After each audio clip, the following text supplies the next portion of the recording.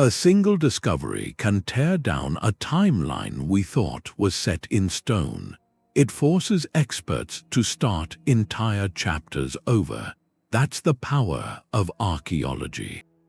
The past is a living puzzle, waiting for its next piece. So today, we're looking at discoveries that forced historians to rewrite entire timelines. And by the end, you might see the human story in a new light. How could a temple complex be older than agriculture itself? And what forgotten machine lies at the bottom of the sea? Each find is a key to a door we never knew was locked.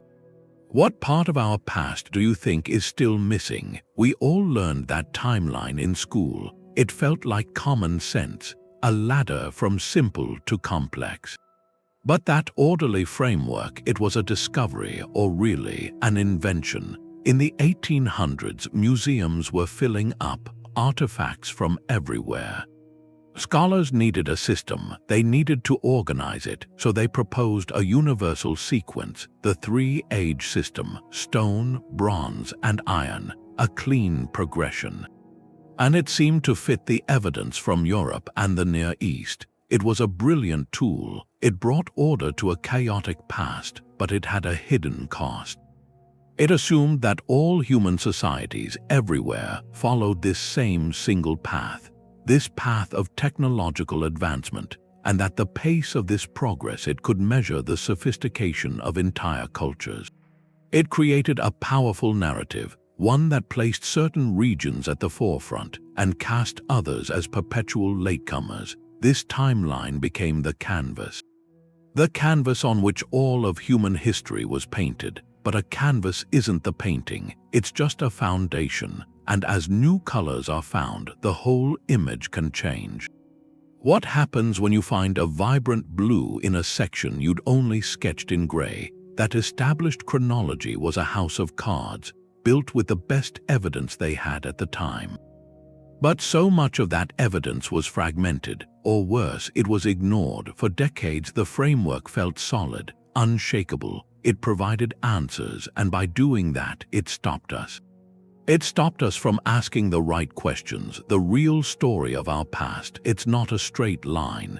It's a vast, interconnected web, threads leading in unexpected directions. To see how a single find can rewrite everything, you have to see first. You have to see how fragile that original drawing really was. That hill in southeastern Turkey looked like any other hill. A shepherd saw some stones. They were shaped strangely. They weren't natural. They were the tops of something huge, Göbekli Tepe. When they first dug there, the old story started to break. They found not a village, not a farm. They found a temple, stone circles. Each one had these massive T-shaped pillars, and the pillars weren't rough.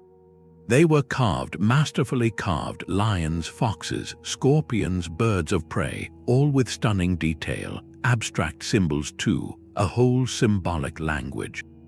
The scale is hard to grasp. The biggest pillars weigh more than 10 tons, and all of it was built around 9,600 BCE. To see how old that is, this site is older than writing by over 7,000 years. It's older than the wheel, older than metal. It's even older by centuries than the first signs of domesticated crops or animals. That's the detail that changes the story. The old narrative was clear. First, humans learned to farm. Farming created a food surplus. That surplus let people settle down. With settlement came specialization. Some could be artisans or leaders or priests. Only then, with that stable society, could they gather the resources and labor to build big structures for ritual. It was a logical sequence, an economic one. Göbekli Tepe turns that sequence upside down. Here, there's no sign of permanent settlement, no houses, no fields. No grain storage pits. This wasn't a town that built a temple. This looks like a temple that drew a town, or a gathering. Think about it. Hunter-gatherers moving with the seasons, coming together on this one sacred hill. They converged not because they had extra food, but for a shared purpose, to build something for the gods or the ancestors. or the forces they saw in those carved beasts.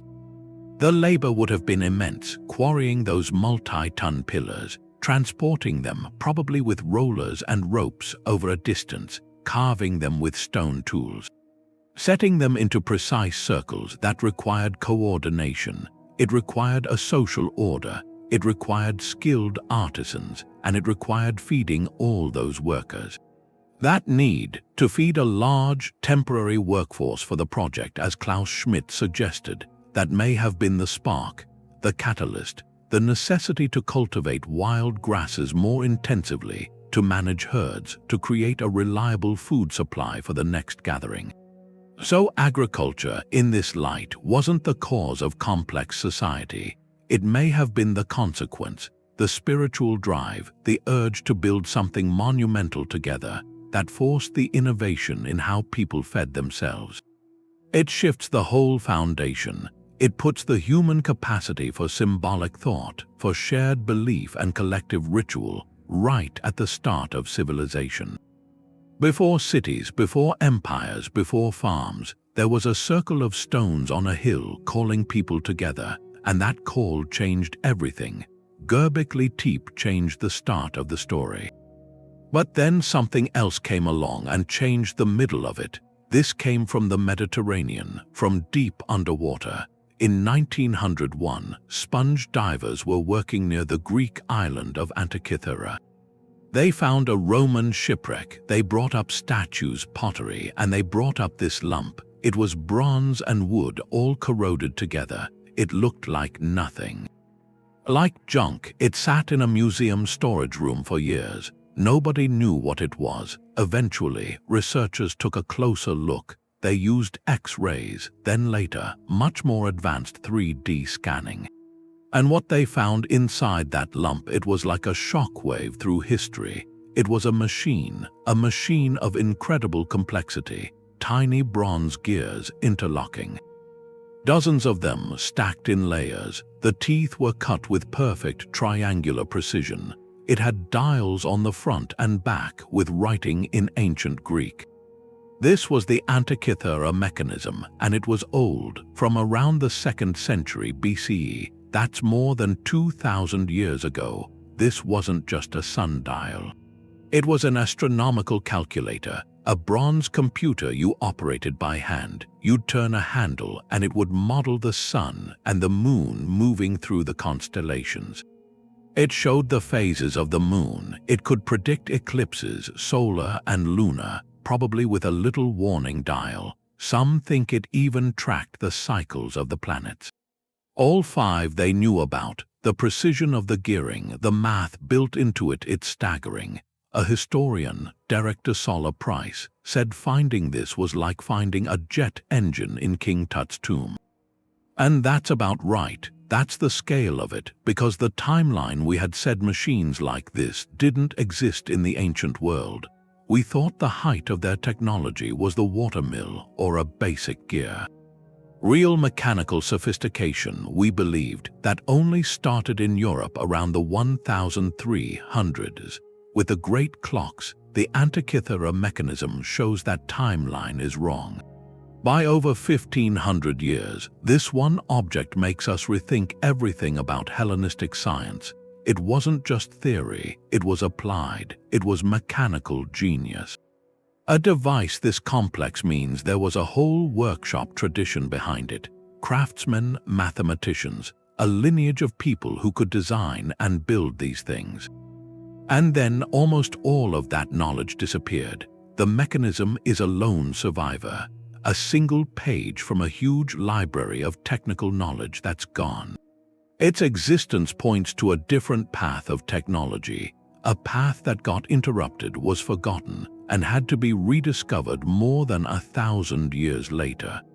It leaves you with a question: what else did they know that we haven't found yet? A young shepherd was looking for a goat. He threw a rock into a cave opening, and he heard pottery break. Inside those clay jars were the Dead Sea Scrolls. They'd been waiting in that dry air for 2,000 years. It was a hidden library.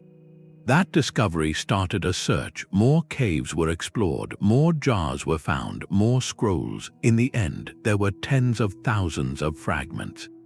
Some pieces were tiny, like a stamp. Others were long, rolled sheets. This wasn't just one book. It was an entire community's library, hidden during a conflict.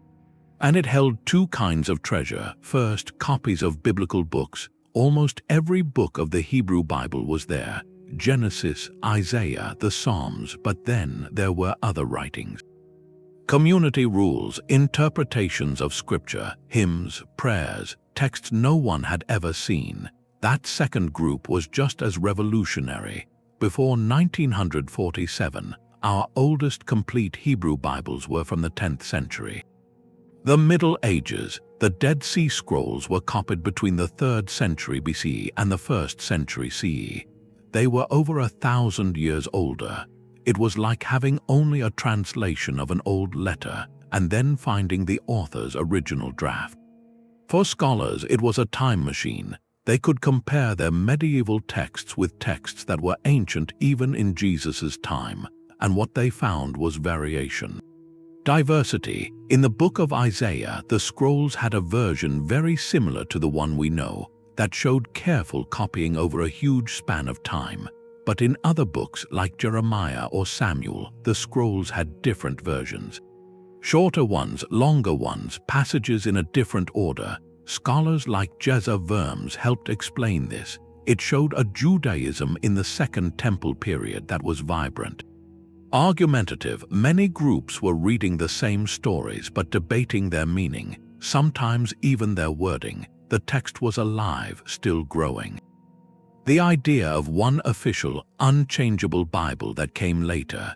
The scrolls show the fluid world before that canon was closed. It forced a complete rewrite of the timeline. The story wasn't a straight line from inspiration to a fixed book anymore. It was a river with many branches slowly coming together, and those other writings, the rules and commentaries, painted a picture of a specific community. Probably the Essenes. They saw themselves as the righteous remnant waiting for a final confrontation. That world of intense expectation, of ritual purity and study, is the world where both rabbinic Judaism and early Christianity took root. The scrolls don't prove or disprove any faith. They illuminate the rich, complicated soil those traditions grew from. They remind us that sacred history isn't a monolith. It's a conversation preserved in fragments, waiting in jars for a shepherd's stone to find its mark. Sometimes a key looks like a key, other times it looks like a rock. A heavy, dark slab of stone built into the wall of a fort. That's where French soldiers found it in Egypt in 1799, near a town called Rosetta. They were engineers. But they saw the inscriptions, 3 different bands of writing. At the top, the pictorial script of ancient Egyptian hieroglyphs. In the middle, a flowing cursive called Demotic, the everyday writing of later periods. And at the bottom, ancient Greek. The officers knew it was important. They sent it to scholars in Cairo, and a door that had been sealed for over 1,000 years began to open. Because the Greek at the bottom, they could read that. It was a decree from 196 BCE, celebrating the coronation of a young pharaoh, Ptolemy V. It granted tax breaks to priests. It was bureaucratic, and it stated that the same decree was written in the sacred script, the native script, and in Greek. This was the parallel text, the cryptographic key. For centuries before this, hieroglyphs were a complete mystery. The last known use was in the 4th century. After that, the knowledge vanished. Europeans saw them as magical symbols, each holding a secret truth. They tried to interpret them as pure allegory. It didn't work. The writing of an entire civilization was silent, a timeline with no captions. The Rosetta Stone changed that. It didn't provide the translation. It provided the locked box and the key side by side. The real work was the decipherment, and that became a fierce international race. Many tried. An English physicist, Thomas Young, made early progress. He identified that Demotic script came from hieroglyphs. He saw that some symbols represented sounds, especially in royal names like Ptolemy. But it was a French linguistic prodigy, Jean-François Champollion, who finally broke the code in 1822. His breakthrough was understanding that hieroglyphs were a mixed system. Some signs were ideograms representing a whole word or idea. A picture of the sun meant sun. But others were phonograms representing sounds like an alphabet, and he realized the language they recorded was related to Coptic, a later Egyptian language he knew. When he saw the cartouche for the name Ramesses, he could break it down. He saw the symbol for the sun, which in Coptic was Ra, and he saw the symbol for MSS, which meant born of. Ramesses, born of the sun god Ra. In that moment, the symbols stopped being mystical art. They became words, they became history speaking. The impact is hard to overstate. Before the stone, ancient Egypt was a land of silent monuments. You could measure the pyramids, admire the statues, but you didn't know what the people thought or believed. Their history came only from Greek and Roman authors writing centuries later. The stone changed everything. It gave scholars the grammar and vocabulary to start reading everything else.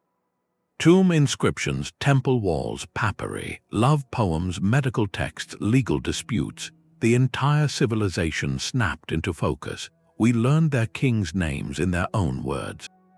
We understood their prayers, their fears of the afterlife, their jokes. We could reconstruct their timeline dynasty by dynasty from their own records.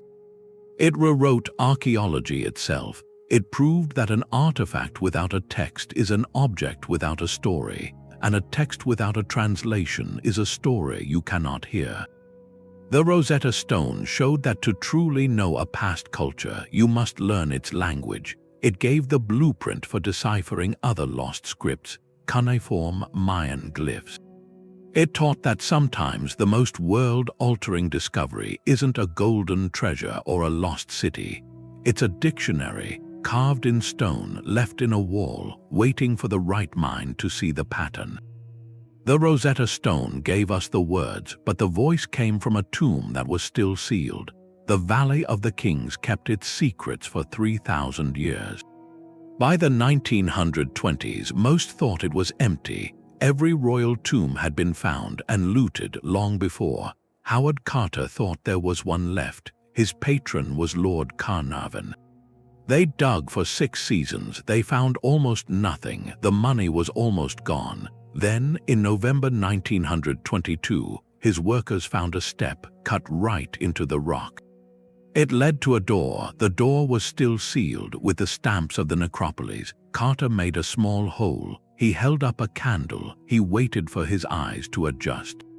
Carnarvon asked if he could see anything. Carter said yes. He said wonderful things. That was an understatement. They were looking into the antechamber of Tutankhamun's tomb. It was chaos, golden chariots taken apart, painted chests, alabaster vases, statues of gods and gold. Everywhere, the flicker of gold. This wasn't just a tomb. It was a time capsule, sealed in the 14th century BC and then forgotten. The amount of stuff was overwhelming. Over 5,000 objects packed into 4 small rooms. A golden throne inlaid with glass, a dagger with an iron blade made from a meteorite, game boards, chariots, dozens of pairs of sandals. It was the complete kit. For a king's journey into the afterlife, for the first time, we didn't just see the monumental Egypt, the pyramids, the temples. We saw the intimate Egypt.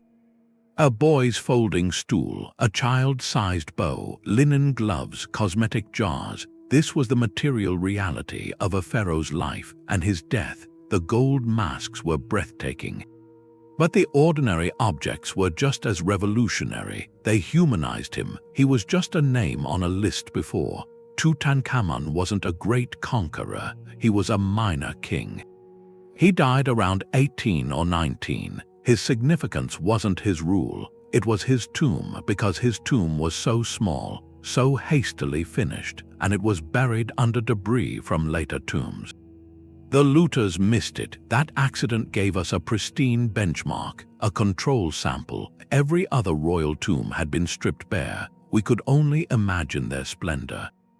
Tut showed us that splendor in exact catalogue detail. As the Egyptologist Nicholas Reeves said, the tomb laid it bare, the almost inconceivable resources. The economic and artistic resources a kingdom would mobilize for this single ritual purpose. It was a national project, but the discovery did more than show wealth. It forced a rewrite of history, a turbulent chapter. Tutankhamun was the son of Akhenaten, the heretic pharaoh who abandoned the old gods for one god, the Aten, a sun disk. After Akhenaten died, the country was in disarray. Tutankhamun's reign was about restoration, returning to the old gods, repairing the temples. His tomb shows this rush. Some objects were made for him, others, maybe even the famous gold mask, were made for someone else and hastily re-inscribed with his name. The artifacts tell a story of a court scrambling to bury a young king properly. After a religious revolution, they gave us the physical evidence to map the messy transition back from Akhenaten's experiment, back to orthodoxy, and the tomb changed the field itself. The media frenzy created the first archaeological celebrity, but for scholars it was a sobering lesson. The careful work, recording, conserving, analyzing every scrap, from a golden shrine to a dried wreath of flowers, that took a decade. That process showed the true treasure wasn't the gold. It was the information. It was the moment Egyptology grew up from a hunt for museum masterpieces into a disciplined science of context. It proved a point. That even the burial of a forgotten boy king could illuminate everything, the art, the religion, the politics, the daily life of an entire golden age. The past speaks loudest when we find it not as a monument but as a room left exactly as it was. A sealed room preserves something. An entire buried army does it differently. In the spring of 1974, farmers were digging for water near Zion. Their shovels hit something hard. It wasn't rock, it was pottery. They pulled out a clay head, life-sized. With a face, with a helmet, they'd found a soldier, one of over 8,000, standing in rows, silent for 2,000 years, the Terracotta Army.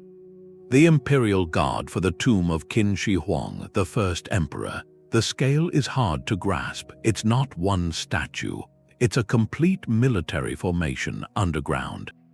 Infantry, cavalry, archers, charioteers, every figure is unique. Different faces, different hairstyles. Some look stern, some young, some tired. They were painted once in bright colors. And they had real weapons, bronze spears, swords, crossbows, many still sharp. This wasn't art for display. It was a functional army for the afterlife. For a long time, Western history put the peak of ancient achievement in the Mediterranean. Greece, Rome, Egypt. The Terracotta Army changed that. Here was proof of a parallel peak on the other side of the world. A scale that rivaled the West, even surpassed it in some ways. The logistics alone are staggering. The historian John Mann points out it needed a workforce of hundreds of thousands. Potters, sculptors, kiln masters, metallurgists, managers, soldiers to guard them. They worked on an assembly line, mass-producing parts, legs, torsos, arms, heads, then adding individual details. Clay had to be sourced, mixed, fired in huge kilns without cracking. The bronze required advanced foundry work. This was industrial-scale production, centuries before industry. It speaks of a state with terrifying efficiency, total control over resources and people. That state was the Qin dynasty, and the army is its philosophy made physical. Qin Shi Huang unified China's warring states through standardized force. One system of writing, one set of weights and measures, one axle width for carts. He built roads, started the first Great Wall. His rule was legalist, strict laws, harsh punishments, the individual subordinate to the state. The Terracotta Army is that ideology cast in clay. Militarism made eternal. The emperor believed his power didn't end with his death. He needed his administration, his palaces, his military to continue. So he built a microcosm of his empire underground. Recent surveys show the burial mound is just the center. The necropolis covers nearly 40 square miles. With models of palaces, stables, offices, this discovery rewrote the timeline. Scholars knew emperors were buried with goods, with sacrificial companions. But no one had conceived of this a literal projection of the entire state into the afterlife, an attempt to freeze imperial power forever. It shows a belief system where the boundary between worlds was porous, but control was everything. The first emperor didn't just want to be remembered, he intended to keep ruling. The army reshapes our understanding of early Chinese statecraft. It shows the ultimate ambition. Not just to organize life, but to conquer death through monumental will. It stands as a testament, breathtaking, slightly chilling, to what societies can build when every resource is directed toward a single, absolute vision. The Vinland map, it's a single sheet of parchment. It shows Europe, Africa, Asia, but then in the Northwest Atlantic it shows an island labeled Vinland, with an inscription about Leif Erikson finding that land. The map came out in 1965, but it was supposedly drawn around 1440. That's over 50 years before Columbus. If it was real, it was proof that knowledge of North America was in Europe before 1492. It matched the Norse sagas, those stories about a land of grapes and meadows. It could rewrite the timeline, but the ink, almost immediately there were questions. The parchment is old, but the ink has a compound in it, anatase. That's a form of titanium dioxide. In the 1960s, that was a modern pigment. Some argued it could occur naturally, but the way it was in the ink raised doubts. Then the handwriting. Scholars saw anomalies in the letter forms, and the map shows Greenland as an island. That fact wasn't confirmed until the 1900s. It seemed too accurate. The debate became a war. Laboratories, libraries. One study would call it a forgery. Another would say the materials could be from the 15th century. The controversy itself became the story. But even if the map is a fake from the 20th century, its impact is real. The frenzy it created forced a reckoning. It made historians and archaeologists look harder at the physical evidence for Norse voyages, and that evidence was in Newfoundland, at a place called Elance Ox Meadows. Excavations in the 1960s, led by Helge Ingstad and Anne Stein Ingstad, found the remains of a Norse settlement, sod-walled buildings like ones in Iceland and Greenland. A bronze cloak pin, a stone lamp, iron nails, radiocarbon dating placed it around the year 1000. This wasn't a map, this was a place. It proved the sagas weren't just legend. The Vikings built footholds here. They called it Vinland, so the map, real or not, served a purpose. It was the spark. Before the map's controversy, the Norse sagas were often seen as semi-mythical. Their accounts of crossing the Atlantic were treated with skepticism. Afterward, they had to be integrated. The timeline of the discovery of the Americas could no longer start just with Columbus in 1492. It now had a prologue written 5 centuries earlier, a prologue of episodic contact, short-lived settlements that failed, that didn't lead to permanent colonization. But contact nonetheless. It adds a northern layer to the story. It shows the hemispheres weren't completely sealed. The Atlantic was a barrier, but it was crossed. It changes Columbus. He wasn't venturing into the completely unknown. He was sailing toward a horizon that might, in some half-remembered lore, have held a whisper of lands beyond. The Vinland map itself may always be in doubt, but the historical narrative it provoked is now solid. It forced a view of exploration not as a single moment, but as a series of forgotten chapters, waiting for their evidence to be unearthed from the ground, not just drawn on a page. They found a prince buried with a secret about connections. This was in France a routine dig for an industrial zone. They expected post holes, maybe some pottery, but in 2015 they found a burial chamber, a single person from the 5th century BCE.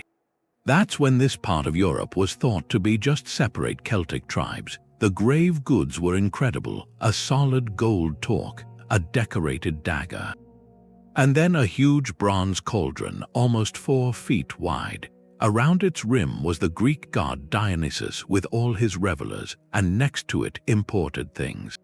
Black figure pottery from Athens, a wine jug from the Etruscans in Italy. This wasn't just a collection, it was a statement. For a long time, the story was about separation. On one side, the Mediterranean cultures, Greeks, Etruscans, Romans, civilized. On the other side, the barbarian tribes of the north, the Celts, isolated. Warlike, their contact with the south was supposed to be just raids or bad imitations. The Lavau tomb broke that idea. Here was a Celtic prince, buried around 450 BC, whose most important possessions were luxury imports from the classical world. And not random imports, objects for the symposium, the Greek drinking party, a ritual for elite bonding and politics and philosophy. The cauldron is the key. Dionysus was the god of wine, of ecstasy. To have him on the main object in a Celtic grave, that's profound. It means they understood the symbolism. They weren't just collecting foreign objects. They were adopting a practice, integrating a Mediterranean ritual into their own traditions. That wine set was for use. This prince probably held gatherings. Greek wine poured from Etruscan jugs into that cauldron, mixing local power with imported prestige. This changes the Iron Age timeline. It shows that centuries before Julius Caesar, a complex web of exchange linked the continents. These weren't just trade routes for raw materials, they were networks for ideas and status. Greek merchants or Etruscan middlemen, they traveled deep into Europe, dealing with local elites. In return for amber or tin or slaves, they offered the ultimate luxuries, wine, fine metalwork, and the social rituals that came with them.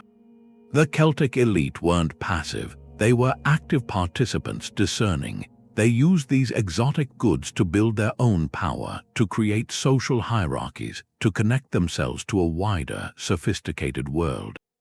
The tomb tells of a porous ancient world, where cultural boundaries were fluid long before empires. A Greek god could have a home in a French field. A Celtic prince could define his legacy with an Athenian vase. The timeline isn't about isolated cultures developing apart. It's about a deeply interconnected continent where influence moved in all directions. The real discovery wasn't the gold or the cauldron. It was the map it implied, a map of relationships drawn not on parchment, but in what someone chose to take into the afterlife, a tiny piece of bone. Found in a Siberian cave back in 2008, just a fragment of a finger lying in the frozen dirt. To look at it, it told you nothing, but to genetics, it was a library. Researchers, led by Svante Pääbo, they managed to extract its ancient DNA. They sequenced it, and the story of humanity split open. This wasn't a Neanderthal.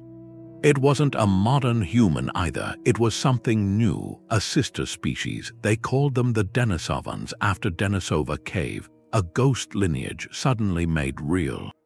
For a long time, the human family tree seemed straightforward. There was our branch, Homo sapiens, the Neanderthal branch, our cousins in Europe, and then the long trunk back to Africa. This finger bone grafted a whole new limb onto that tree. It proved a third kind of human was walking Asia. At the same time, we were elsewhere, and the Neanderthals were elsewhere. Roughly 40,000 years ago, the world was shared. It was a crowded planet, and this wasn't just adding a name to a list. It forced a complete rewrite of the human timeline in Asia. Because before this, there were puzzling fossils all across the continent from China to Indonesia. They didn't quite fit. They had features that seemed both modern and archaic. But with the Denisovan genome as a reference, those fragments suddenly made sense. They were likely part of this widespread population, a population that had separated from the Neanderthal line maybe 400,000 years earlier, and carved its own path across the vastness of Asia. So the map of human evolution was no longer just an exit from Africa, followed by replacement. It was a tapestry. Overlapping journeys. Then came the second revelation, more personal. When scientists compared the Denisovan genome to modern populations, they found a match. Not in Siberia where the bone was found, but thousands of miles away, in the islands of Melanesia and among Aboriginal Australian populations. These living people carried Denisovan DNA in their own genetic code. The implication was stunning. It meant that as early Homo sapiens migrated through Asia, they didn't just pass by the Denisovans, they met them, they had families with them. Our ancestors interbred with this other kind of human. We carry pieces of them within us still. That discovery transformed the narrative. Human dispersal wasn't a simple march of conquest anymore. It was a complex story of interaction, adaptation, mixing. The Out of Africa story wasn't a solo voyage. It was a series of encounters, different strands of humanity weaving together. So the legacy of the Denisovans is twofold. It lives in the cold ground of a cave, in the silent testimony of a single bone, and it lives in the warm, living cells of people today. It shows our history isn't one of purity, but of connection, that the traits that helped some groups survive at high altitudes or resist certain illnesses might be gifts from these long-lost cousins. The timeline of human evolution isn't a straight line leading to us now. It's a braided river, streams that separated for eons only to merge again, leaving their water in our own. We didn't simply replace other humans, we absorbed them, and in that, a tiny fragment of bone rewrote not just our past, but our understanding of what it means to be human. The sea isn't just water, it has whole cities in it. For a long time, Thonis-Heracleion was just a name you'd read about. Herodotus mentioned it. He said all Greek ships going to Egypt had to stop there. It was a customs point, a place where two ancient worlds met, but then it disappeared from the maps. It turned into a legend, a story about a city that sank. Then, in the year 2000, a team went looking. Frank Gaudio led them. They were mapping the seabed near Alexandria. Their sonar picked up shapes, huge shapes down in the dark. They sent divers, and it wasn't just some ruins, it was an entire city, just lying there under the silt, frozen. You imagine going down, the light gets dim. And then you see it, a 16-foot statue of a pharaoh, red granite, just resting on the bottom. Next to it, a statue of Isis. Then a 5-meter stone slab covered in hieroglyphs. Temples, gold coins, hundreds of ship anchors, giant blocks from a temple to Ammon. This was Heracleion, and it was real. The preservation was incredible. The water and the silt kept everything safe for over 1,000 years. These things weren't looted or worn down. They were just there, waiting. The find changed the story. Historians knew Greeks traded in Egypt, but the details were fuzzy. The narrative usually started with Alexander the Great. He founded Alexandria in 331 BC. That became the famous center, but Heracleion shows the mixing started much earlier. This city was the main Egyptian port for Greek trade from at least the 600s BC. For centuries before Alexander, this was the door. Every Greek merchant ship had to come here first. They paid their taxes, their duties. It's recorded on those big stone slabs. Their goods got inspected. Only then could they go up the Nile, so it wasn't just a trading post. It was a place of constant, daily exchange. You find Greek pottery right beside Egyptian amulets. The statues are of Egyptian gods, but sometimes the style is blended. The city had Egyptian temples and probably Greek quarters. It was a cosmopolitan pocket. A place where identities mixed. An Egyptian priest might do a ritual for a Greek ship. A Greek merchant might make an offering to Isis for good profits. This was the fluid reality at the edge of an empire. Long before the Ptolemies made it official, the city sank, probably from earthquakes and rising seas around the 700 CE. And that sinking preserved the moment. It gives us a snapshot of a busy port at its height. The sheer amount of everyday stuff, weights, pots, children's toys tells you this was a living community. Not a myth, a real city where people from different worlds worked and lived together. The discovery forces a shift.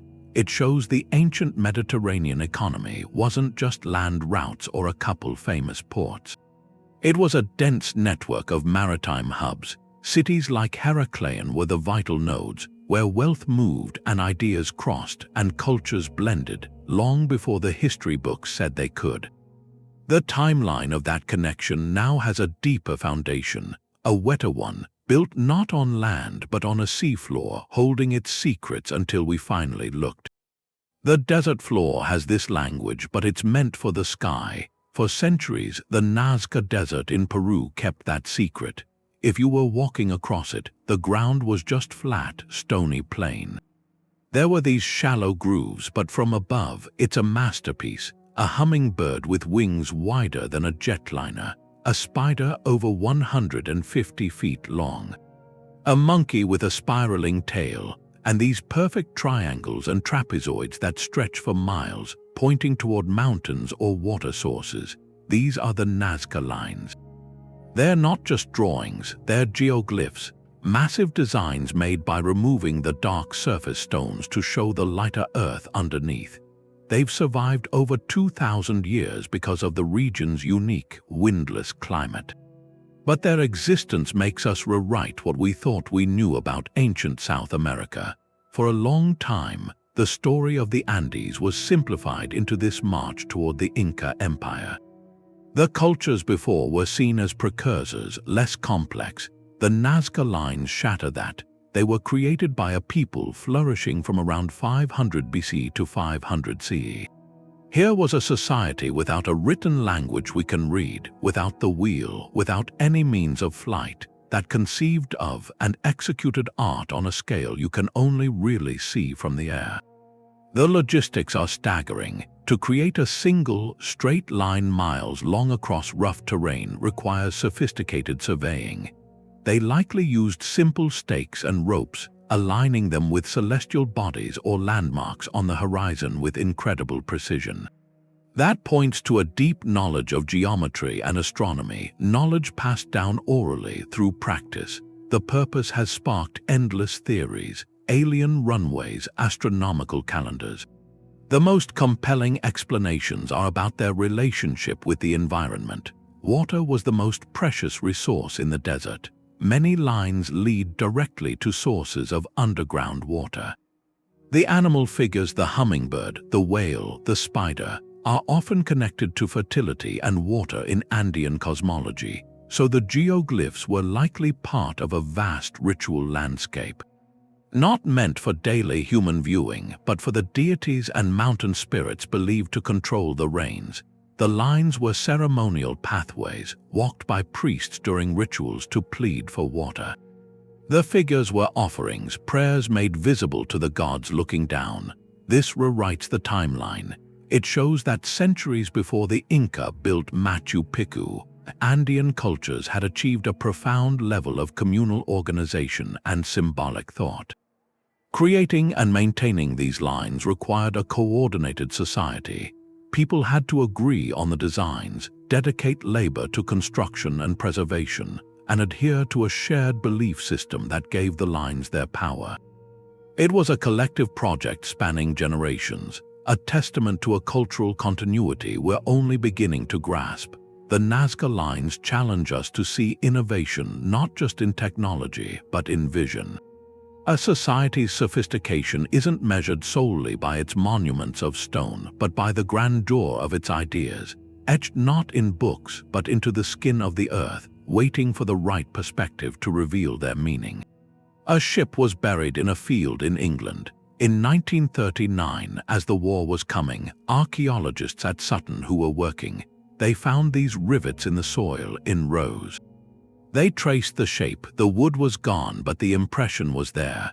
A warship 27 meters long, brought up from the river to be a tomb, and in the middle a chamber. Full of things that would change how we see a whole era. There was a helmet, iron and bronze, with these detailed panels, warriors, animals. The face was a mask with garnets for eyes.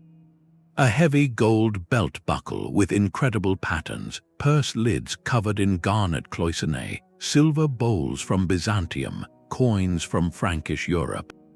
This wasn't just a grave, it was a declaration. For a long time they called it the Dark Ages. After the Romans left Britain, the name meant collapse. Isolation, a blank space, not many written records. Sutton, who answered that? It was proof of a society that wasn't dark at all. The man buried here was probably King Redwald of East Anglia, died around 625. He was part of a connected world. The objects map it out, a network from the Baltic to the Mediterranean. The helmet, that Scandinavian-style warrior culture.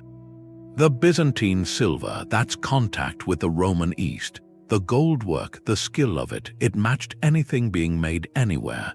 This one burial mound rewrote the early English past. It gave physical evidence for a world we only had in poems. Beowulf, that poem about heroes in halls, it was considered legend, but here was the reality. The ship, the armor, the treasure. It showed the Anglo-Saxon kingdoms weren't primitive. They were sophisticated, wealthy, with social hierarchies, master artisans, kings in an international network. The Dark Ages had their own light, their own fierce, intricate flame. The discovery did more than that. It restored a chapter. It gave England a deep past before the Norman conquest. A past that was powerful on its own, not just a footnote to Rome. History isn't always on parchment. Sometimes it's in the pattern of rivets in the sand. A garnet-eyed stare from the earth, waiting for the soil to be brushed away. The idea of a primitive human is stubborn.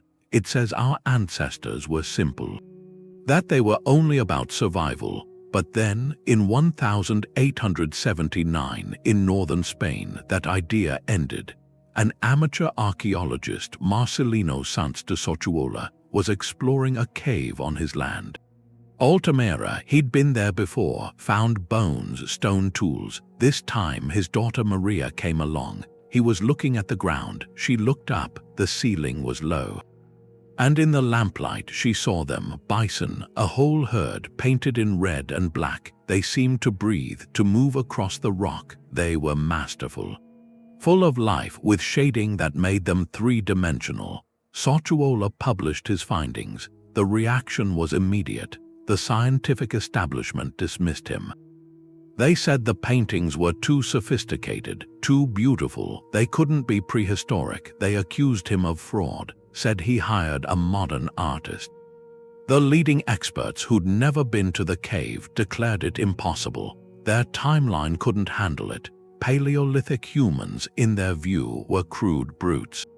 Barely capable of speech, not capable of a ceiling of masterpieces. This was more than skepticism. It was a refusal to see. The rejection lasted decades. Institutional arrogance, a paradigm that wouldn't bend. Sochuola died in 1888, his reputation still clouded. The truth only won out later, when similar caves were found across France. Lascaux in 1940, the style was the same. The subjects, bison, horses, deer, abstract signs, were the same. The techniques identical. The evidence became undeniable. The art was authentic and it was ancient. Radiocarbon dating later confirmed it. The Altamira paintings were over 20,000 years old. That acceptance changed everything. It forced a complete rewrite of our cognitive timeline, our cultural timeline. To create this art required more than a steady hand. It required observation. Memory, the ability to translate a living animal into a symbol on a wall. It required planning, preparing pigments from ochre and charcoal, mixing them with binders. designing the composition to fit the cave's contours, and most profoundly, it required a shared symbolic language, a reason to create it, deep in the darkness, away from any living space. This wasn't decoration, it was ritual, it was spirituality, a communication across generations. The artists, our Cro-Magnon ancestors, were not primitive. They were us. They had the same capacity for wonder, for storytelling, for seeking meaning.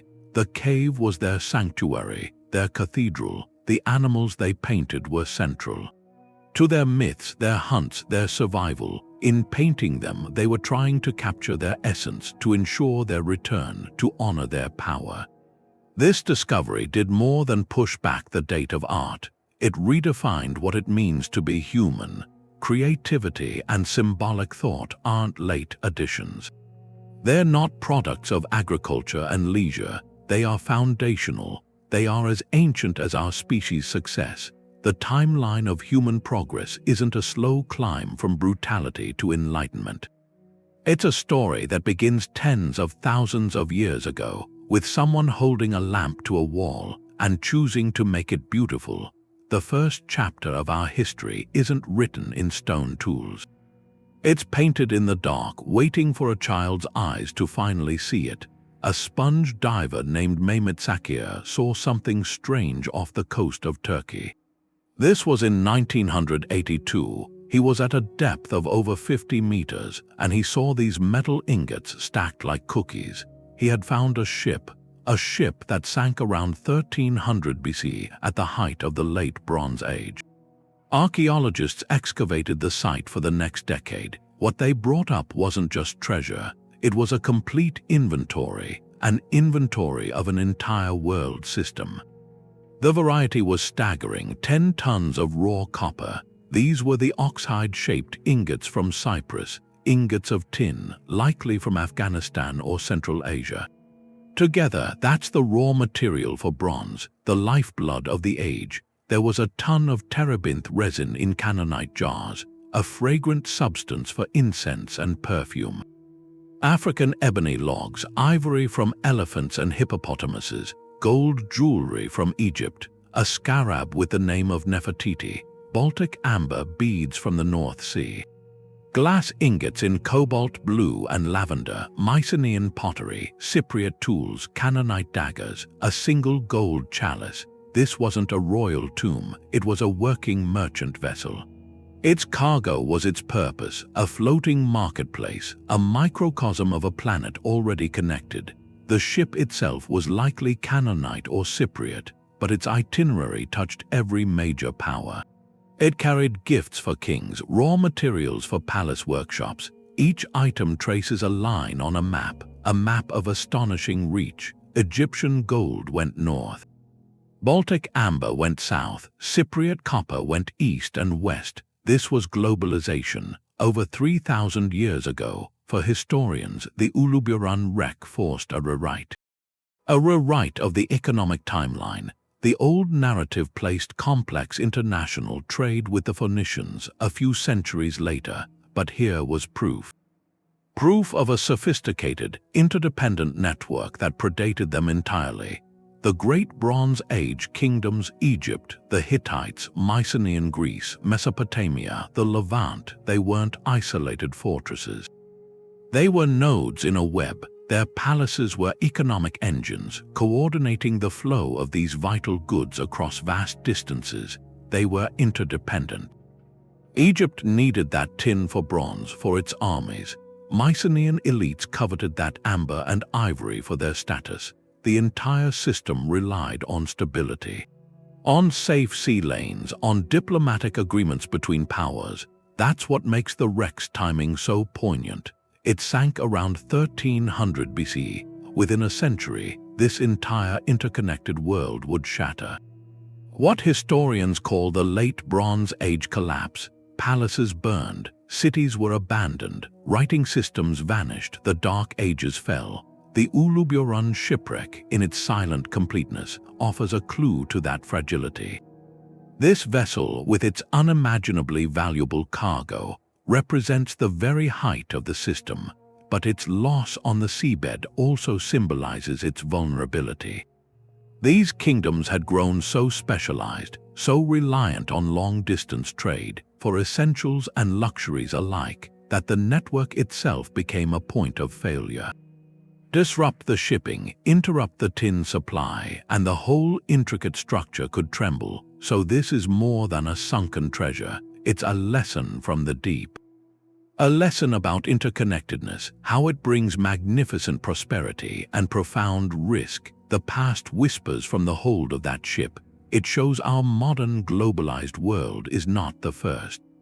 And it asks us to consider what we rely on, how fragile those threads that bind us together might truly be. The stone faces look out from the shore. These are the moai. On Rapa Nui, Easter Island, for a long time their story was a kind of global lesson.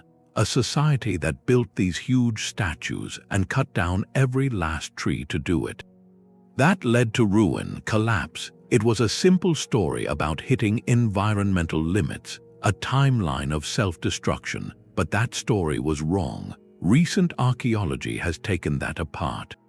The work of people like Carl Lipo and Terry Hunt, they started with the soil, they looked at the island's earth, and they found evidence of cultivation widespread. The Rapa Nui people didn't just watch things vanish, they innovated. They made these rock gardens. They broke up the volcanic bedrock into millions of small stones. The stones acted as a mulch. They kept the soil temperature steady, held moisture, stopped erosion. In that harsh place, they turned poor ground into farmland. They grew sweet potatoes, taro. This wasn't a society racing toward a cliff. This was a culture mastering its environment. Then the statues themselves. New dating shows the moai weren't all built in one frantic rush before a collapse. Their construction was spread over centuries, a sustained project. The process was an act of social cohesion. Moving these multi-ton statues, some scholars now think it didn't need vast timber for rollers. It might have been done with a rocking motion, ropes, human power. A communal effort that reinforced bonds, not broke them. So what did happen? The real collapse came from outside, European contact in the 18th century. It was catastrophic. It wasn't the trees. It was what was on the ships, diseases. The islanders had no immunity, wave after wave of illness, devastating loss. Then came the slave raiders. In the 1860s, Peruvian ships took thousands. They took nearly all the leaders, the knowledge keepers. The social fabric was torn apart in a few decades. The population plummeted. The survivors facing that trauma couldn't maintain the old ways. The statues were toppled, maybe in grief, a break with a world that had ended. This revised timeline changes the story completely. Easter Island isn't a tale of ecological suicide. It's a story of resilience, a people who thrived in isolation for centuries, who developed a unique culture, who expressed their beliefs in one of humanity's most staggering artistic projects. Their end wasn't a failure of character. It was a tragedy from beyond their shores. The lesson is deeper than trees. It's about the stories we tell. The old parable was a kind of environmental determinism. It assumed a society's fate was dictated by its resource management, that if they failed, it was a moral failure.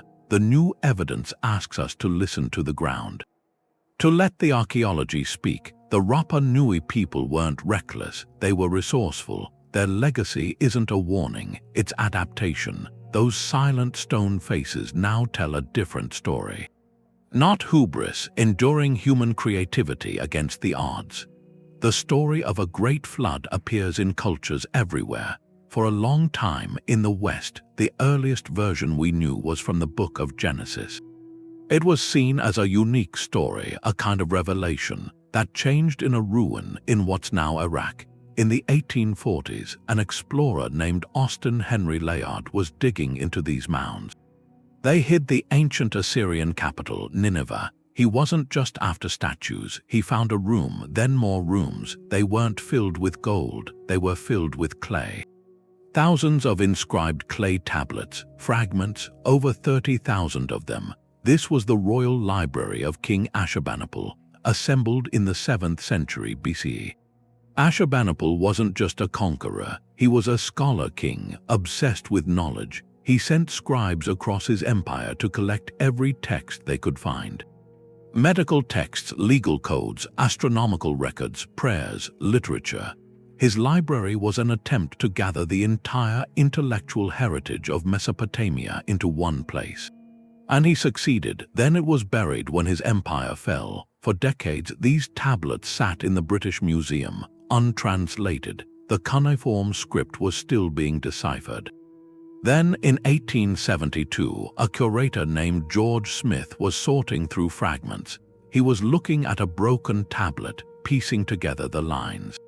And he realized he was reading a story about a man building a great boat, loading it with animals, surviving a flood that covered the world, sent by the gods. He was reading the Epic of Gilgamesh, and this version was centuries older than any biblical text. Smith was so excited, the story goes, he began running around the room. Taking off his clothes, the discovery sent a shock through Victorian society. Here was that narrative core, a divinely sent flood, a chosen survivor, a boat of salvation, that was ancient even in the time of Abraham.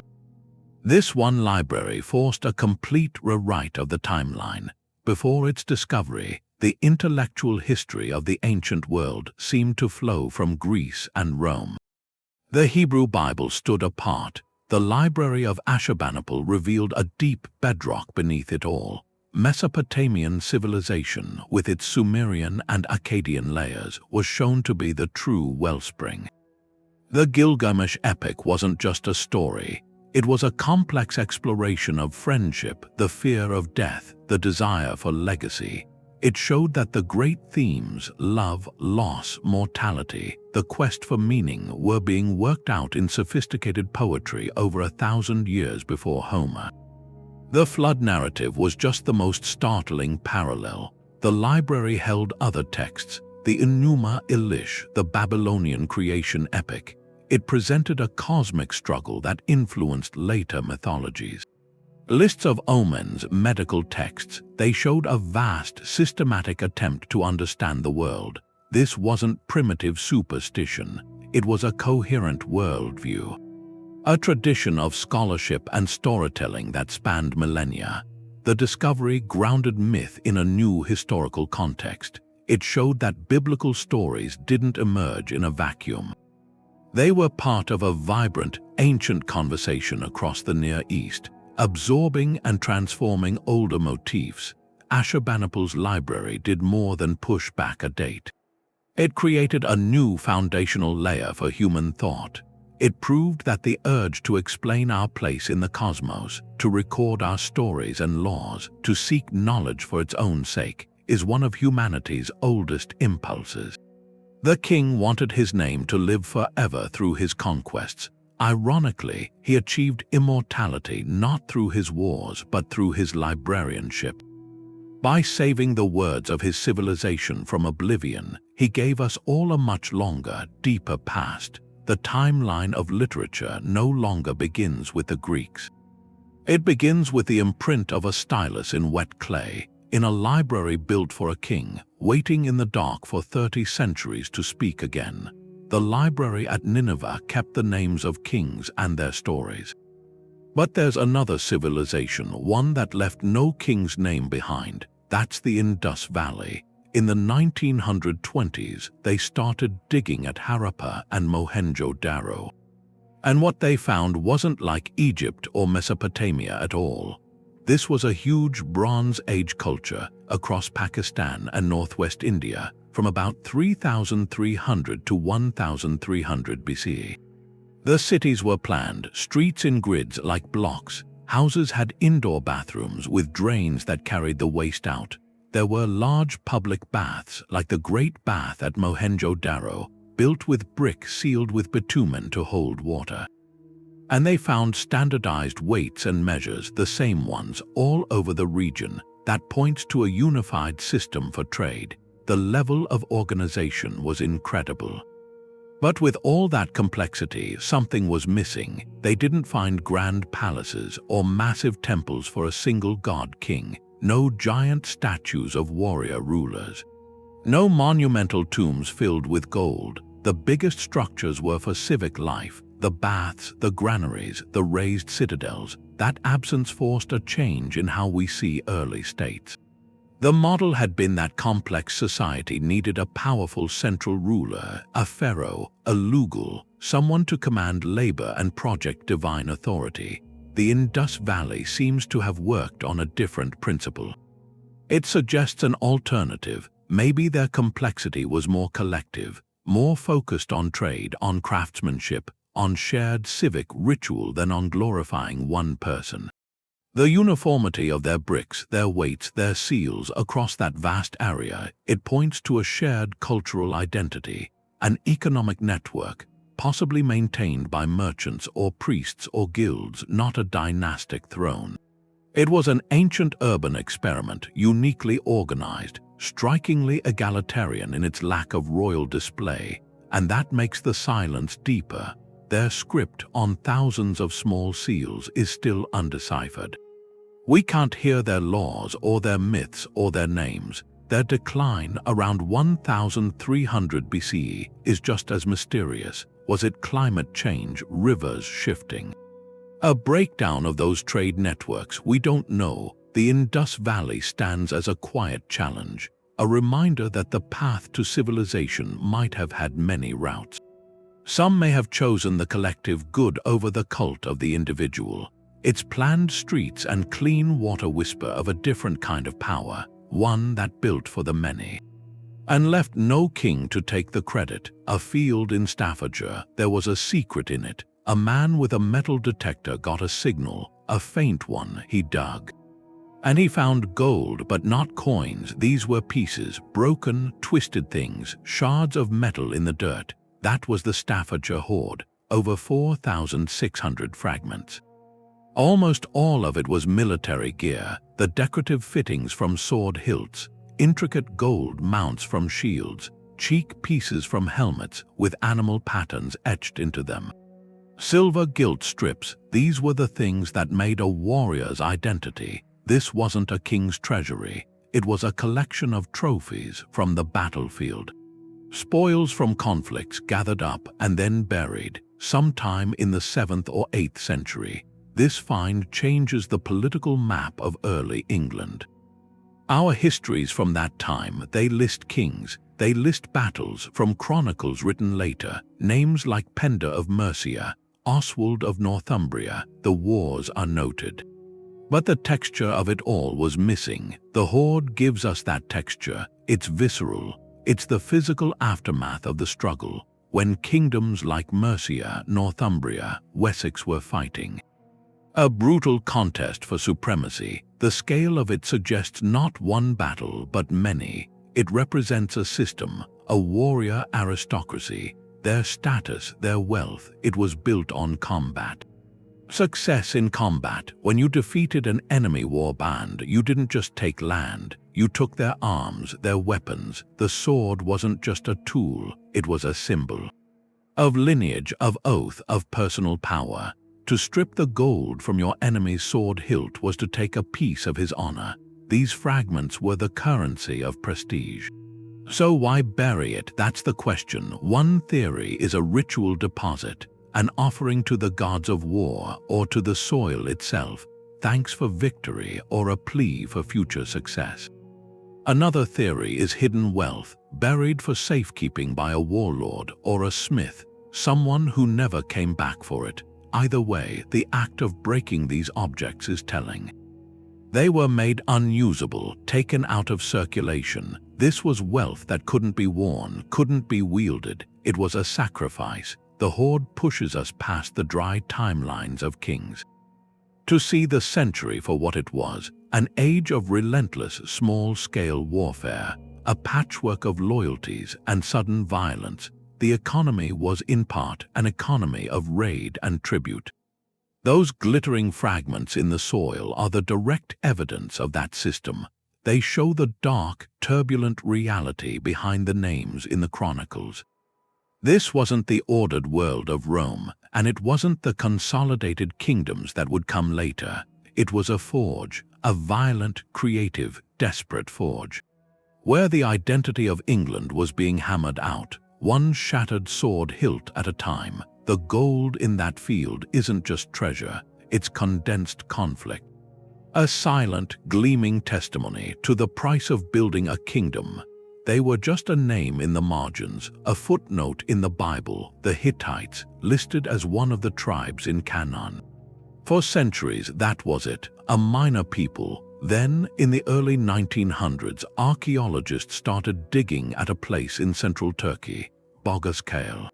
The ruins were massive. They spread across a rocky plateau. There were cyclopean walls, gates guarded by stone lions and sphinxes, the foundations of vast temples. This wasn't a village, it was an imperial capital, Hattusa, the heart of a forgotten superpower. The real breakthrough came from clay. In storerooms, they found the royal archives. Not dozens of tablets, thousands, cuneiform tablets. They'd been baked hard by the fires that burned the city, so they survived. They were written in a language no one could read. It wasn't Sumerian, it wasn't Akkadian, it was something else, Hittite. Deciphering it was a puzzle, but when scholars cracked it, the archives spoke. And what they said rewrote the map. The Hittites weren't a minor tribe, they were a formidable empire. Based in Anatolia, modern Turkey, they ruled from around 1650 to 1200 BC. Their kings commanded armies that could challenge the greatest powers. The tablets had laws, rituals, meticulous records of international affairs, and then they found one particular document. A copy of a treaty between the Hittite king Hattusili III and the Egyptian pharaoh Ramesses II, Ramesses the Great. This wasn't a record of conquest. It was a peace treaty, mutual recognition, an agreement between equals. It spoke of a previous conflict, the Battle of Kadesh, around 1274 BCE. A clash of chariots and infantry so vast it was the Waterloo of the Bronze Age. Egyptology had only known this battle from Egyptian sources. They portrayed it as a glorious victory for Ramesses. The Hittite archives gave the other side, a more nuanced view, a bloody stalemate that led to this diplomatic resolution. This one discovery forced a total rewrite of the political timeline for the entire second millennium BC. The Near East was no longer just Egypt and Mesopotamia. A third pillar was inserted, a powerful Anatolian-based empire, a crucial counterweight. The archives revealed a world of intricate diplomacy. A network of treaties, royal marriages, alliances that stretched from the Aegean coast to the plains of Assyria. The Hittites were master bureaucrats, master diplomats in a complex international system. Hattusa itself tells the story. The city's fortifications, granaries that could feed thousands, temples to a storm god and a sun goddess. All of it speaks of centralized power, of wealth. The discovery gave a homeland and a history to a people who had been spectral. It showed the biblical references were just faint echoes of a colossal reality that had faded. The Hittite Empire collapsed around 1200 BC, part of the broader Late Bronze Age collapse. Their capital was abandoned, their language fell silent. Their name became a biblical footnote until the shovels hit those clay tablets. Now they stand restored, not as a minor tribe, but as one of the great architects of the ancient world. The bronze faces from Sanxingdui, they don't look human. They have these almond-shaped eyes that bulge forward like they're seeing into another world. And their ears are huge, spread wide, as if listening for whispers from spirits. Back in 1986, workers in Sichuan province were digging clay for bricks. Their shovels hit bronze. They found two rectangular pits filled not with bodies but with broken treasures. Hundreds of objects, all ritually smashed and burned, then buried in layers of ivory and jade. This wasn't a tomb, it was a sacred offering on a staggering scale. What they pulled from the earth was unlike anything. a bronze tree over 13 feet tall, with birds perched on branches that seemed to reach for the sky. Slender, elongated statues, hands clasped in an eternal gesture, and those masks some life-sized, others colossal, with features so exaggerated, they feel powerful and serene. This was the art of a people unknown to history. Sanxingdui dates from about 1200 to 1100 BCE. It was a contemporary of the Shang dynasty along the Yellow River. But it shared almost nothing with it. The Shang left records on oracle bones. Their bronzes were vessels with intricate patterns for royal ancestor rituals. Sanxingdui left no writing. Its bronzes aren't vessels, they're sculptures, a breathtaking imagination. The technology was advanced. They used piece mold casting for these monumental works, but the vision was entirely their own. This wasn't an offshoot of the Shang. It was a parallel civilization, a brilliant, independent culture that flourished in the Sichuan Basin, isolated by mountains. It developed its own unique relationship with the cosmos. The discovery forced a rewrite. For centuries, the story was singular. It began along the Yellow River with the Xia and Shang and flowed forward in an unbroken line, the cradle of Chinese culture. Sanxingdui shattered that. It proved ancient China wasn't one cradle, but many, multiple hearts beating with artistic and technological genius. The Sichuan Basin was one. The Yangtze River region, with its later Chu culture, was another. Chinese civilization wasn't a single tree with one trunk. It was a forest with many trunks growing from a shared root system. What happened to them? The pits offer a clue. The objects were carefully broken and buried, a methodical destruction, likely a grand ritual of decommissioning. Maybe a new king breaking with the old gods, or a political upheaval retiring the symbols of the previous order, or the city was abandoned, war a natural event, and this was a final farewell. We don't know. The city itself was vast with walls and sophisticated planning, but it was abandoned and forgotten, its memory erased until that brickworker's shovel struck bronze. Sanxingdui is a lesson in historical humility. For over 3,000 years, this entire civilization was missing from the record. Its absence made the story simpler, neater, and profoundly incomplete. Its sudden reappearance is a gift and a challenge, a gift of unimaginable beauty, a challenge to every map we draw, every lineage we construct. It whispers that for every grand narrative we write, there may be another, equally grand, still waiting in the dark earth. Those silent, wide-eyed faces ask us not where they came from, but what else we are missing. There's a book that no one can read. The pages are covered in this elegant, looping script. It doesn't match any alphabet we know, and there are these illustrations, plants that don't exist, women bathing in these strange green pools, celestial charts with stars in impossible arrangements.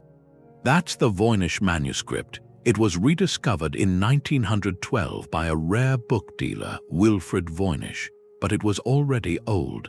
Carbon dating says the vellum is from the early 1400s.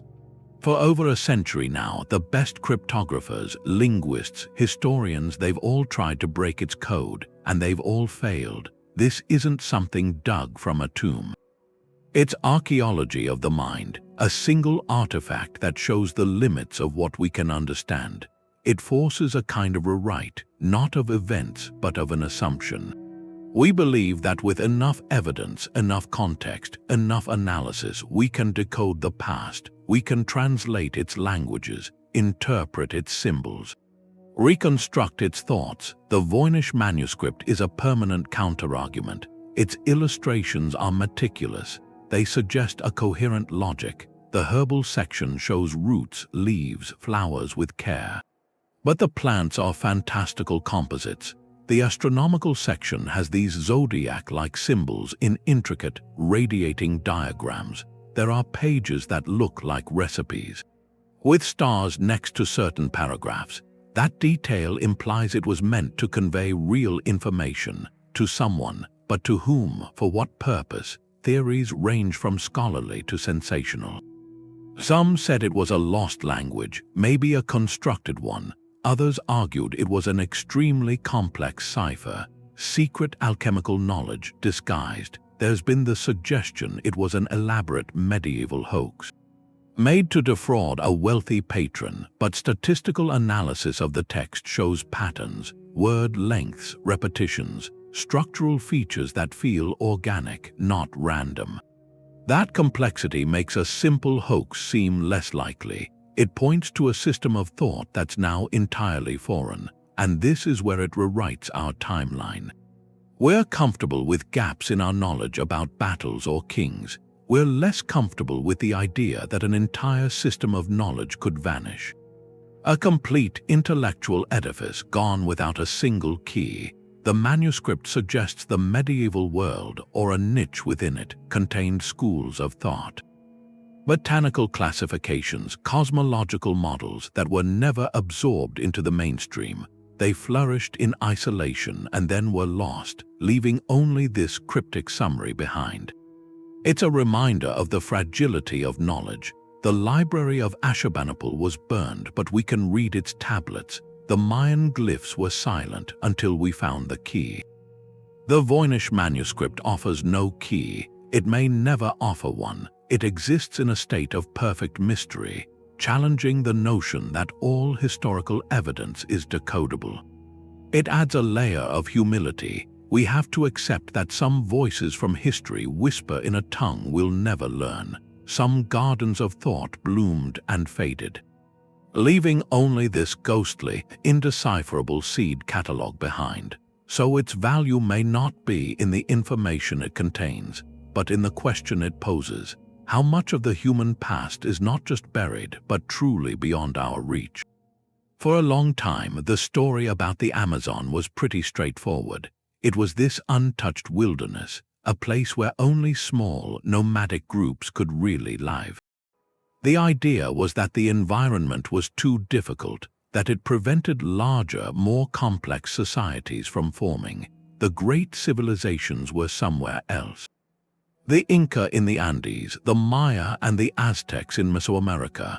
The rainforest was just a backdrop, but then there's this technology, LiDAR. It uses laser pulses from the air to see through the canopy, to map the ground, and what it found were shapes down there, perfect circles, squares, octagons, carved into the earth, and long, straight causeways connecting them. These are the Amazonian geoglyphs. They date from about 2,000 to 500 years ago, and they change that whole story because these aren't random. They're planned, ceremonial landscapes. Some of these enclosures are huge, hundreds of meters across, with deep ditches and tall banks. They weren't for defense. They were for gathering, for ritual. The causeways link these sites across dozens of miles. This is the signature of a settled people, an interconnected society, one that could organize labor over generations. The bigger implication is about the environment itself. These people didn't just live in the rainforest. They shaped it, they managed it. It was a form of sophisticated agroforestry. They didn't clear cut, they enriched the soil, they planted useful trees. Fruit trees, nut trees, palms, creating orchards that looked like natural forest but were actually curated food sources. They built raised fields in wet areas. They created this fertile, dark earth, terra preta, by adding charcoal and organic waste to poor soil, making it last. So what LiDAR reveals isn't a virgin jungle. It's a garden, a vast managed landscape, engineered to support large populations. Researchers describe it as a kind of garden city model, dense settlements around the plazas and earthworks, surrounded by managed forest and fields, all connected by roads. Estimates suggest the pre-Columbian Amazon could have supported millions of people. That forces a complete demographic rewrite. The timeline before 1492 is no longer a story of empty continents with isolated pockets. It's a story of a hemisphere teeming with diverse societies. The Amazon basin was another cradle. Its collapse wasn't ecological failure, it was a catastrophe from across the ocean. When Europeans arrived, they brought pathogens. Waves of illness, the Amazonian peoples had no immunity. The population collapse was so severe that the forest grew back, over the cities, the roads, the plazas. The garden was reclaimed by the jungle. The geoglyphs are the traces of that, the footprints, a civilization that mastered its environment through intricate understanding. Their legacy isn't in stone pyramids, it's in the composition of the forest floor, in the distribution of trees we still see. This changes the setting of the entire book. It asks us to look at the rainforest not as a wilderness, but as a living archive, a monument to human ingenuity, and a witness to profound loss. The past isn't always buried under sand or stone. Sometimes it's hidden in plain sight, under a canopy of green, waiting for a new way of seeing. The Cochno Stone was buried under turf for decades for protection. In 2016, archaeologists lifted that covering. They weren't just uncovering a rock, they were opening a 5,000-year-old book, a book written in circles and spirals. Grooves carved deep into a sandstone slab the size of a small room. These are cup and ring marks, a mysterious language of symbols found across Neolithic Britain and Ireland. The Cochno Stone is one of the most spectacular examples. Over 90 carved designs. For over a century since its discovery in the 1880s, it was a local wonder. Scholars documented it, but its meaning was locked away. The modern re-excavation used something new, high-resolution 3D laser scanning. This technology didn't just record the carvings. It revealed them in a new light, mapping every minute detail, every tool stroke, every relationship between symbols the naked eye could miss. The scan showed the patterns weren't random. They were organized, interconnected, a deliberate composition across the living rock. This is where the timeline of thought gets rewritten. The traditional view of our Neolithic ancestors centers on practical struggles. Clearing land, building homes, farming. Their monuments were seen through a ritual lens, burial tombs, stone circles. The Cochno Stone pushes us further. With its sheer density of abstract art, it suggests these people weren't just performing ceremonies, they were modeling the cosmos itself. The concentric circles could represent orbits or layers of reality. The spirals might chart the movement of the sun or stars, or a symbolic journey into another world.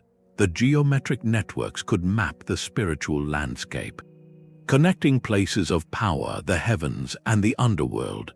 Think of it not as a stone, but as a permanent chalkboard, a place where generations gathered to teach, to discuss, to depict their understanding of existence. It wasn't meant to be portable, it was part of the land. By carving these symbols into the bedrock, they were anchoring their cosmology to their home, making their beliefs as solid and enduring as the earth beneath their feet. This moves their intellectual achievement from superstition into something approaching natural philosophy. They were observers, pattern seekers, trying to make sense of their place in a vast, mysterious universe. The stone challenges the simplicity of our historical ladder. We often chart progress through technology, from stone to bronze to iron. The Cochno Stone asks us to chart a parallel progression in abstract thought. Here, 5 millennia ago, were individuals capable of conceiving a grand, unified design to express ideas about cycles, connection, and the structure of reality. It compels us to see the farmers and herders of Neolithic Scotland not merely as survivors but as thinkers, as people who looked up at the night sky and felt a deep need to translate its wonder into a language of stone, ensuring their questions and their awe would outlast them by thousands of years. Beneath a medieval town in Georgia called Dmanisi, they found bones, 5 skulls, all about 1.8 million years old, the earliest faces we know of outside Africa. And they didn't look right, they didn't match. One skull had a small brain, a heavy jaw, primitive. Another had a larger brain, a more delicate face. Advanced, but they were together, same layer of earth, same simple tools. They were there at the same time, maybe a family, and that variation, that was the point. For years, the African fossils suggested a bushy tree, many species, Homo habilis, Homo rudolfensis. Each find added another branch. Dmanisi challenged all that. What if these weren't different species? What if it was just one lineage with a lot of natural variation? The differences between them might be no bigger than what you'd see in a single population today. Which simplifies the tree dramatically, not a bush with many short branches, maybe one sturdy trunk, a versatile ancestor, perhaps early Homo erectus that contained many physical forms. A generalist, not a specialist, and that adaptability, it had consequences. The date was the other thing, 1.8 million years. Before this, the thinking was that early humans left Africa around 1 million years ago. Dmanisi pushed that back almost a million years earlier, so as soon as they had basic tools, as soon as they were walking upright, they left, they walked out.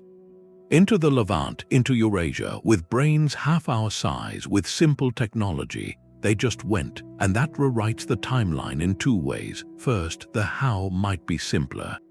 We may have emerged as one kind of variable human, not many competing species. And second, the when is much earlier. That urge to explore, to see what's over the mountain, it isn't modern.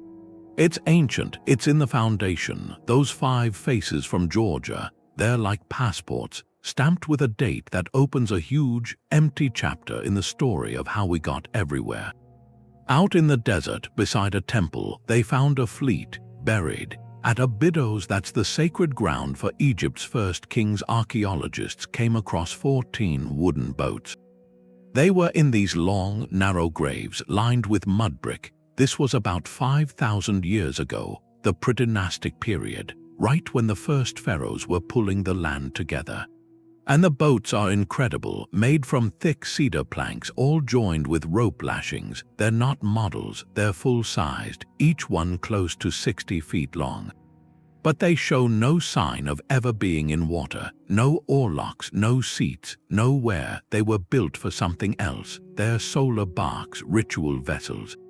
For a celestial passage. Later on, Egyptian belief had the sun god Ra crossing the sky by day in a boat, the Manjet, and going through the underworld by night in another, the Mesektet. The dead king, having become one with Osiris, would join Ra on that cycle, death and rebirth. The Abydos boats show this theology wasn't some later invention from the Pyramid Age. It was there at the very start, at the foundation of kingship itself. Pharaoh Khosakhem, these boats were buried in his temple complex. He was securing his place in that divine circuit. A full century before Djoser's step pyramid was even a thought. This discovery rewrites 2 timelines. First, the timeline of boat technology. To get cedar from Lebanon, transport it, and build hulls this large and sophisticated so early, it means a maritime capability, a level of royal organization, far beyond what we gave the earliest dynasties credit for. And second, it rewrites the timeline of royal funerary belief. The whole pyramid complex, the causeway, the solar boat pits beside the Great Pyramid at Giza, that's not the origin of the pharaoh's celestial journey. It's the monumental peak, the culmination of an idea already centuries old.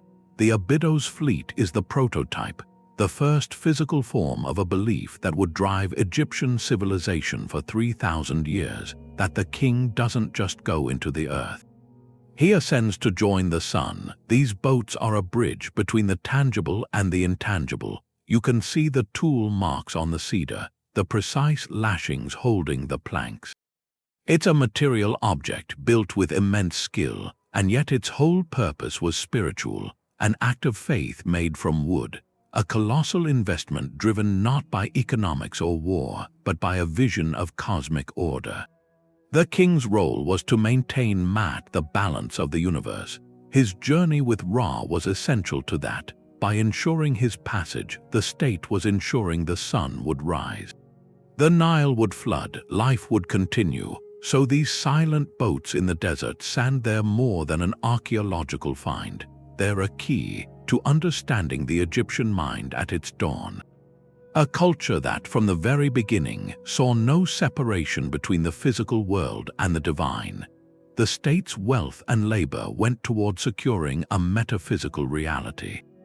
The pharaoh wasn't just a political leader, he was the linchpin of creation, and these vessels were his way to fulfill that duty. They waited not for water. For the dawn, for generations, Jamestown was this polished story, the first permanent English settlement, Captain John Smith Pocahontas, a kind of triumphant start. But the ground itself held a different truth, more raw. For centuries, the actual footprint of James Fort, built in 1607, was just lost, assumed to have washed into the James River. So the history lived in written accounts, which were themselves a mix, fact, propaganda, later romanticization. Then in 1994, an archaeologist named William Kelso asked a simple question. What if the fort wasn't gone? What if it was still here, just buried? He put a shovel in the ground near the old church tower, and almost immediately he hit wood. Dark, stained earth outlining a palisade wall. The triangular shape of James Fort came out of the soil, exactly where the old maps said it shouldn't be. This was more than finding a location. It was recovering a moment. The artifacts weren't grand treasures. They were the debris of desperation, rusted armor, discarded or repurposed. Simple tools, butchered animal bones showing every scrap was used. Then, in a cellar pit from the starving time winter, 1609 to 1610, they found something. Something that changed the story, the remains of a 14-year-old girl. Researchers named her Jane. Forensic analysis of her skull and shin bone showed cut marks. Precise, repetitive cuts, not from conflict but from systematic processing. The physical evidence confirmed the written accounts. That brutal winter, food gone, relations with the Powhatan broken, some colonists resorted to the unthinkable. To survive, that single finding forced a rewrite, a harsh material rewrite of the early American timeline. The polished origin story was stripped away, replaced by an archaeological narrative of sheer struggle. The starving time wasn't just a difficult season, it was a societal collapse inside the fort walls. The discovery provided a ground truth, what the written records could only hint at with horror. It shifted the focus away from mythic heroes to the human reality of a small, isolated group. Facing famine, illness, and a complex, often violent relationship with the Powhatan Confederacy, whose land they occupied, the fort's archaeology tells a story of constant adaptation and failure. They tried glassmaking for a profitable export, left behind the debris of their attempts. They built and rebuilt their flimsy structures. Every object speaks to a tenuous hold. A tenuous hold on a new world. This unvarnished evidence doesn't diminish Jamestown's importance. It deepens it with a profound humanity. It moves the story from a patriotic fable to a reminder. A reminder of the extreme cost of colonization. A cost paid in hunger, fear, tragic choices. The fort's rediscovery lets us listen, not just to the leaders who wrote the reports, but to the silent testimony of the soil itself, which holds the truth of what those first years actually required. It's a lesson that history isn't just the story we tell. It's the physical price that was paid, waiting in the earth for us to finally understand. Göbekli Tepe standing silent, Heracleion sunken, these aren't just relics. They're keys. They turn a lock in a door, and behind it is a room in this vast mansion of history we never knew was there, and they teach a lesson. Our past isn't settled. It's not a fact printed in a book. It's a dialogue, a living conversation between the silent earth and our own curiosity. The ground holds stories. We're the listeners and we learn to ask better questions. These moments force a kind of humility. They ask us to see that every timeline we build, every story we tell, it's provisional.